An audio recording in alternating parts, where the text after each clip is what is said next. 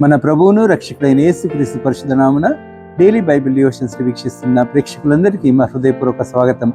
The church of South India diocese of Medak holy trinity church Bolarum సమర్పిస్తున్న ఈనాటి మన అనుదిన వాక్య ధ్యానాల్లో మన ప్రియులు పెద్దలు శ్రీమతి జె పద్మలత జనార్దన్ గారు మనకు లేవియా కాండం నుండి ధారావాహికంగా అందిస్తున్న దైవ సందేశాలను మనం కొనసాగిస్తాం. ఈనాటి కార్యక్రమంలో లేవియా కాండాన్ని సంక్షిప్తీకరిస్తూ పరిశుద్ధపరచబడుట, ప్రత్యేకపరచబడుట అనే ప్రాముఖ్య అంశాలపై వారు సందేశాన్ని అందిస్తారు. సందేశానికి ముందు ఈ భక్తి గీతం.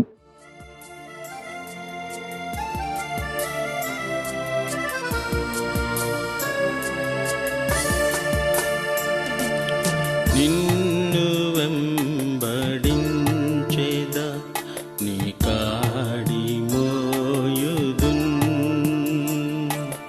నీదు పాదముల చెంత నేర్చుకొందును. మాదిరి నీవే, నెమ్మది నీవే, దీనుడవు యేసయ్యా. మాదిరి నీవే, నెమ్మది నీవే, దీనుడవు యేసయ్యా. నిన్ను వెంబడించేద నీ కాడి మోయుదున్.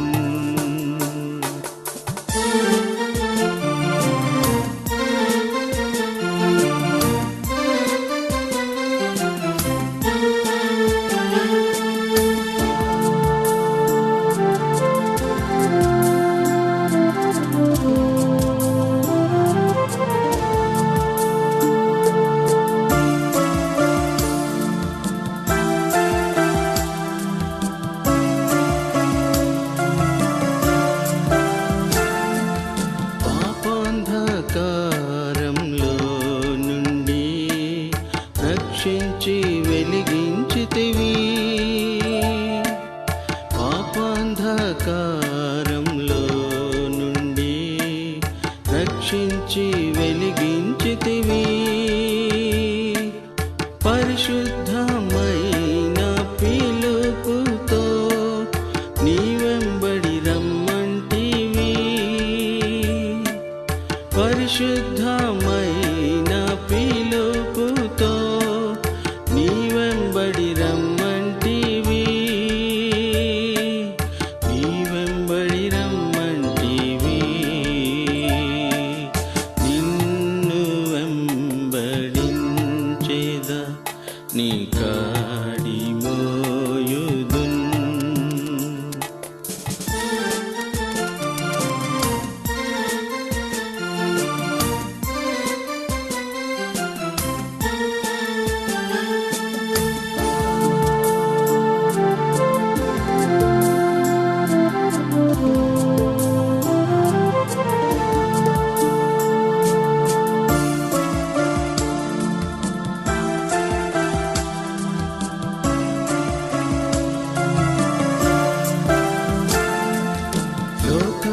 లోకాశలన్నీ నీ కోసం నేనింకా ఆశించను.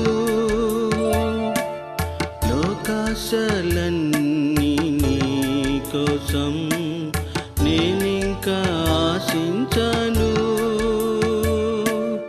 లోపంబు లేని ప్రేమతో నీ కోసం జీవింతును.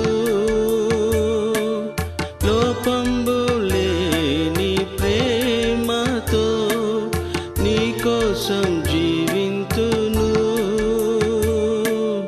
నీ కోసం జీవింతును. నిన్ను వెంబడించేద నీ కాడి మోయుదున్. నీదు పాదముల చెంత నేర్చుకొందును. మాదిరి నీవే, నెమ్మది నీవే, దీనుడవు యేసయ్యా. మాదిరి నీవే, నెమ్మది నీవే, దీనుడవు యేసయ్యా.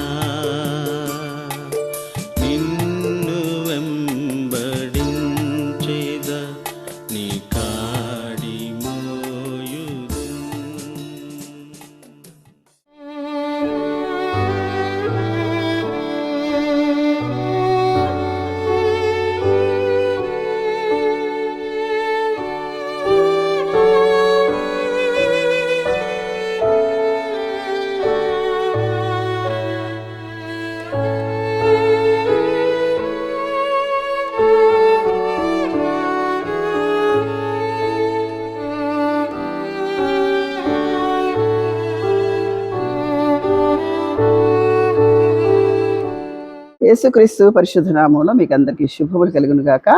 అనుదిన దైవ ధ్యానాలకు స్వాగతం తెలియజేస్తున్నాను. ఒక మాట ప్రార్థన చేసుకుందాం. ప్రేమ నమ్మకం గల ప్రభా, కృపగల తండ్రి, నీ పాదాలకు వందనాలు, స్తోత్రాలు, కృతజ్ఞతలు. మా అందరి జీవితంలో మరొక దినాన్ని చేర్చినందుకు నీకు వందనాలు. దినమంతే నీ కృపగల హస్తము మాకు తోడుగా ఉంచండి నాయన. నీకు వందనాలు. ఆశ్చర్యకరుడు, ఆలోచనకర్త, నిద్రవగు తండ్రి, బలవంతులైన దేవ, సమాధానకర్త, అధిపతి, నీకు వందనాలు.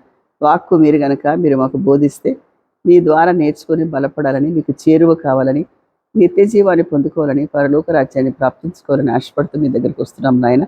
సహాయం చేసి కనికరించి కృపచూపమని నజరేయుడైన యేసుక్రీస్తు పరిశుద్ధ నామంలో ప్రార్థన చేసి వేడుకుంటున్నాను పరమ తండ్రి, ఆమేన్. మనం లేవియాకాండం ఈ మధ్యకాలంలో చాలా సందర్భాలు, వేరే వేరే టాపిక్లు, శీర్షికల ద్వారా మనం విన్నాం. ఏది ఏమైనా దేవుని వాక్యం మనల్ని ఉద్ధరించడానికి, దేవుని వాక్యం మనల్ని సరిచేయటానికి ఉంటుంది. కాబట్టి లేవియాకాండం మనం ఆదికాండము, నిర్గమాకాండం నేర్చుకున్నాం. ఆదికాండం ఉత్పత్తి, ఆదికాండంలో అబ్రహాము, ఇస్సాకు, యాకోబు, ఏశావు, యోసేపు, వీళ్ళందరి జీవితాలు, యోసేపు జీవితం గురించి ఆదికాండం 37 నుంచి 50 వరకు నేర్చుకున్నాం. నిర్గమాకాండం కూడా విమోచన, మోషే పుట్టుక గురించి, మోషే ఎన్నిక గురించి, మోషే నాయకత్వాన్ని గురించి చాలా నేర్చుకున్నాం. ప్రత్యక్ష గుడారపు నిర్మాణం గురించి నేర్చుకున్నాం. లేవియాకాండము చాలా మంచి గ్రంథం. కాకపోతే మనకు ఇది అర్థం కాక, కంపారిజన్ అర్థం కాక కొన్నిసార్లు తడబడతాం. కానీ ఎవరైనా చాలామంది మంచి సాహిత్యం తెలిసిన వాళ్ళు, తెలుగు మీద పట్టు ఉన్న వాళ్ళు అందరూ చదువుకున్నప్పుడు వాళ్ళు చాలా ఇష్టపడతారు ఈ గ్రంథాన్ని. నేను ఒక అతనికి ఇచ్చాను, ఆయన చాలా సాహిత్యం మీద పట్టున్న ఆయన. ఆయనకు లేవియాకాండం, పరమగీతమే ఇష్టమైందంట. నేను అవి రెండే ఎంత కన్ఫ్యూజ్ అవుతారో అనుకున్నా, కానీ లేవియాకాండమే చాలా ఇష్టమైందంట. లేవియాకాండంలో కొన్ని రూల్స్ అన్నీ ఉన్నాయి. ఇక్కడ ఇశ్రాయేలుడు ఐగుప్తు చెరలో ఉన్నట్టు మనకు తెలుసు. ఆ చెరలో ఉన్నప్పుడు ఐగుప్తులో ఉన్న అక్కడ విగ్రహాలకి, అక్కడ ఆరాధనకు, ప్రతి దానికి ఒక దేవత. ఆ విగ్రహ ఆరాధనకు ఆకర్షితులై వారు మలినమైపోతారు, అపవిత్రులైపోతారు.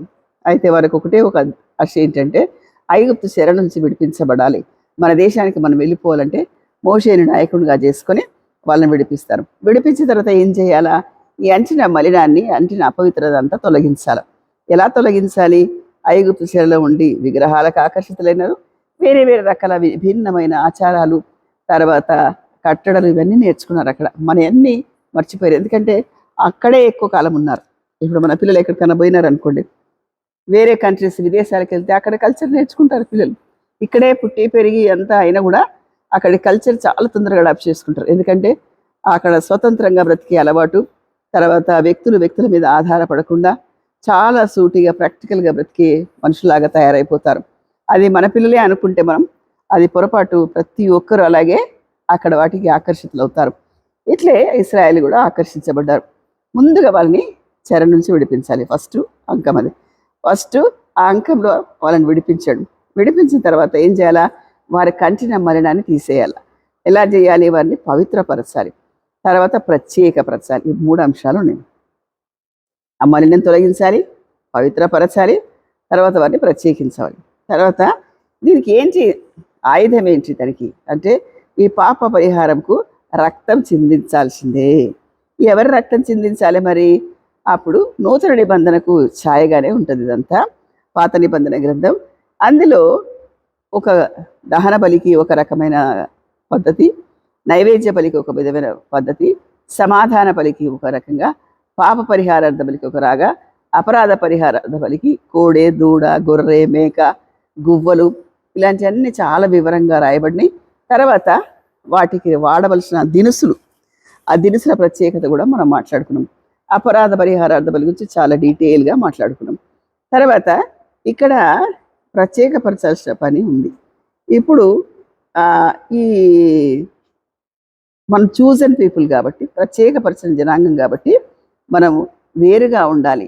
ఈ లేవియాకాండం మొత్తం థీమ్ అంతా కూడా పరిశుద్ధత అనే మాట మీద కేంద్రీకరించబడుతుంది. పరిశుద్ధత లేకుండా దేవుని దగ్గరికి చేరలేము అనే మాట ఇందులో కనిపిస్తుంది. తర్వాత ఈ బలి పశువు రక్తాన్ని ప్రోక్షించాలి. మొదట పవిత్రపరచాలి, ఆజ్ఞల ప్రకారంగా నడిపించజేయాలి, వాళ్ళని నడవ చేయాలి, అంటే వారికి ప్రత్యేకంగా బోధిస్తూ ఉండాలి. తర్వాత లేవియాకాండం 19:2లో చాలా మంచి మాట ఉంటుంది. ఇది లేవియాకాండానికి మూల పదం. మూల 19:2. మీరు పరిశుద్ధులై ఉండవలెను, మీ దేవుడైన యెహోవా అనగు నేను పరిశుద్ధుడనై ఉన్నాను. మీలో ప్రతివాడు తన తల్లికి తన తండ్రికి భయపడను. నేను పరిశుద్ధుడు కనుక మీరు పేతురు పత్రికలు కూడా ఆ మాట రాయబడి ఉంటుంది. పేతురు పత్రిక మొదటి పేతురు పత్రిక 1వ అధ్యాయము 16వ వచనము.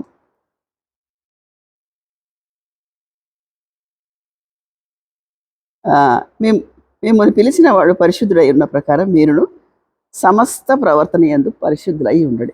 సమస్త ప్రవర్తన అంటే ప్రవర్తనలో ఏమి భాగాలు ఉంటాయి? మాట, చూపు, క్రియ, తలంపు, వీటన్నిటిలో పరిశుద్ధులై ఉండాలంటున్నాడు. కాబట్టి ఈ లేవియా కాండంలో మెయిన్ ఆబ్జెక్ట్ ఏంటి? పరిశుద్ధత. ఐగుప్తు చెరలో ఉన్న వారిని విడిపించి వారి మలినాన్ని తొలగించడానికి వారిని పరిశుద్ధపరిచి తర్వాత వాళ్ళ ప్రత్యేకపరచని 2 అంశాలు ఇందులో పొందుపరచబడి ఉన్నాయి. తర్వాత ఇవి ఏంటి, ఎలా విభజించబడింది అని చాలాసార్లు చెప్పాను, మరొకసారి రిపీట్ చేస్తారు. మొదటి 10 అధ్యాయాలు శుద్ధి చేసే విధానం గురించి రాయబడింది.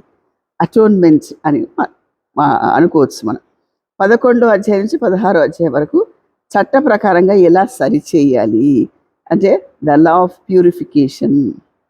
తర్వాత మనము ఎలా నడవాలి, ఎలా నడవకూడదు, ఆ పద్ధతులని నేర్పించాడు.